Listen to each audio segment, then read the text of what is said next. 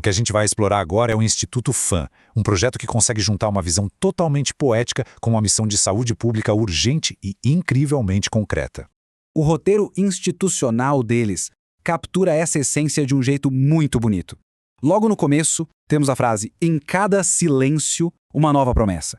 Em cada brilho, a esperança que se renova. Sabe, é muito interessante o peso que essas palavras carregam.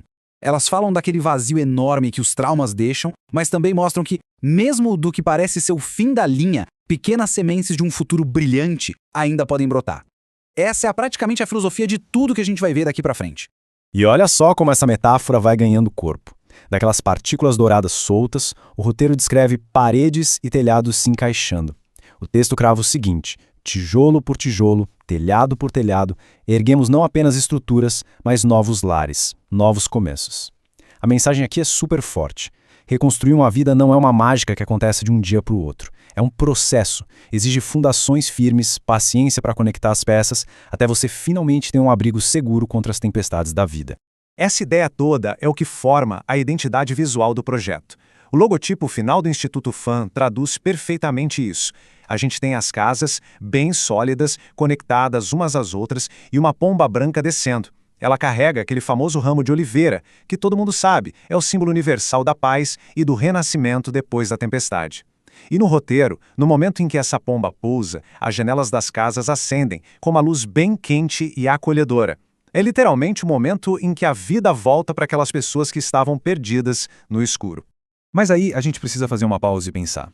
Toda essa poesia é linda, claro, mas o que isso significa lá na ponta, na prática?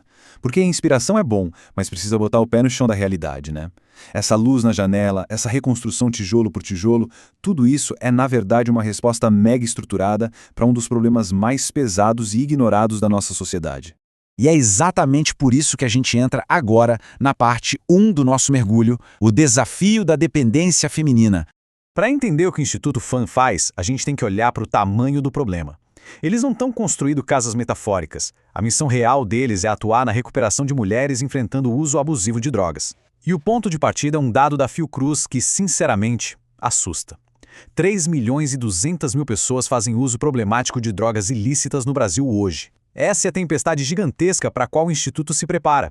É uma crise que lota pronto-socorro, impacta a segurança e destrói famílias inteiras no país todo. E dentro desse universo imenso, tem um grupo que precisa de um olhar muito, muito focado.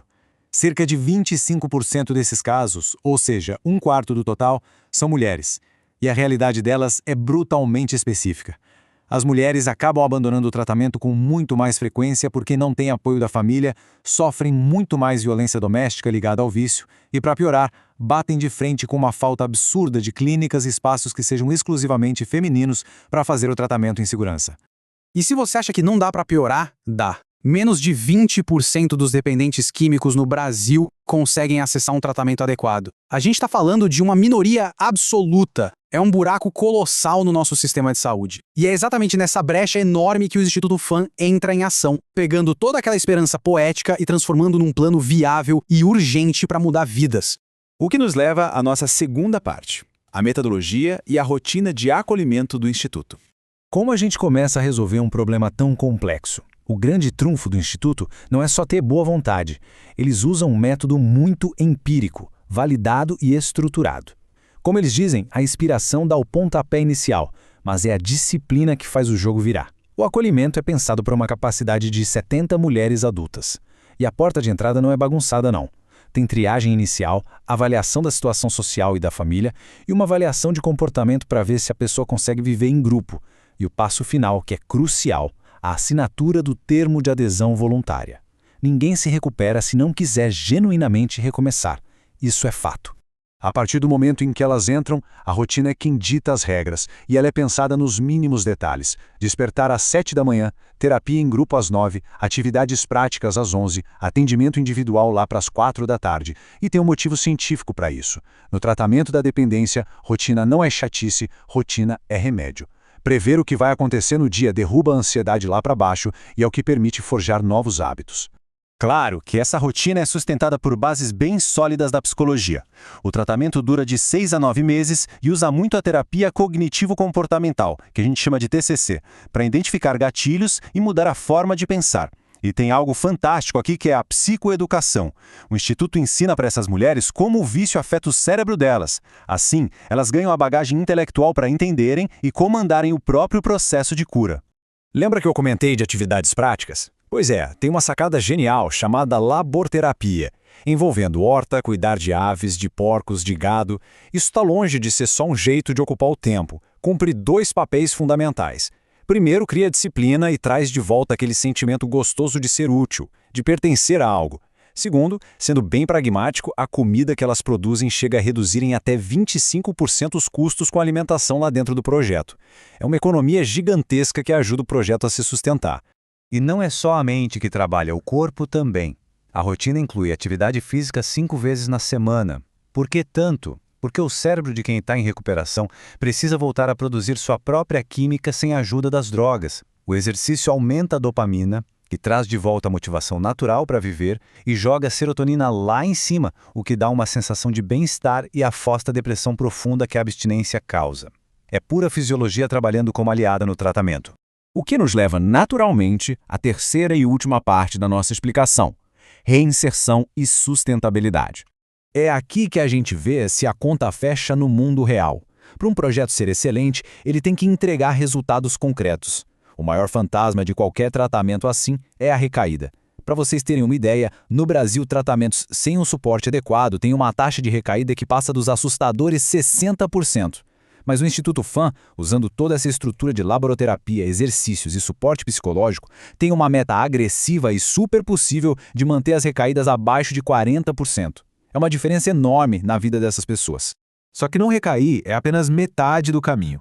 O que prova que deu tudo certo mesmo é a reinserção social. Não adianta só desintoxicar o corpo, tem que reconectar a pessoa com a vida aqui fora. E o Instituto enxerga isso como uma meta muito clara. Através de parcerias com empresas da região, eles querem colocar 50% das mulheres que terminam o tratamento direto no mercado de trabalho em no máximo 6 meses.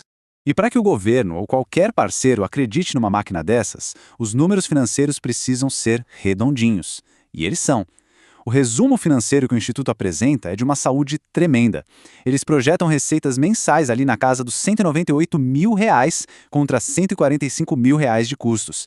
Tem fôlego operacional. E sabe o que é mais legal? Cuidar de alguém assim custa até 3 vezes menos para o poder público do que uma internação no hospital comum. É muito mais impacto social por muito menos dinheiro. Claro, a gente sabe que no mundo real nada é perfeito. O Instituto tem total noção dos riscos e lida com eles de peito aberto. Eles têm mapeado. Risco de recaída, a gente controla com monitoramento. Conflito resolve com regra clara. O risco da paciente querer ir embora, a famosa evasão, eles combatem criando laços afetivos fortes na terapia. E se tiver alguma emergência médica mais grave, o plano está lá, tudo amarradinho e integrado com o SUS para não deixar ninguém na mão. Depois de passar por todo esse raio-x, vendo números de caixa, taxas do cérebro, gestão de riscos de um jeito super frio, a gente volta lá para o coração da nossa conversa.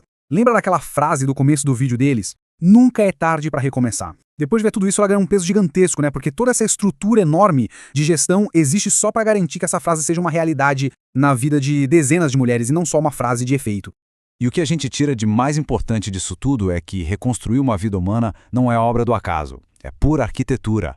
A visão poética ajuda a gente a enxergar para onde ir, mas é a missão concreta de todo dia que de fato pavimenta a estrada. Então eu deixo essa provocação final para pensarmos juntos. Como é que nós, enquanto sociedade, podemos apoiar ativamente e de forma inteligente esses projetos maravilhosos que pegam a dor e transformam em alicerce novo? É para refletir. Um grande abraço e até a próxima análise.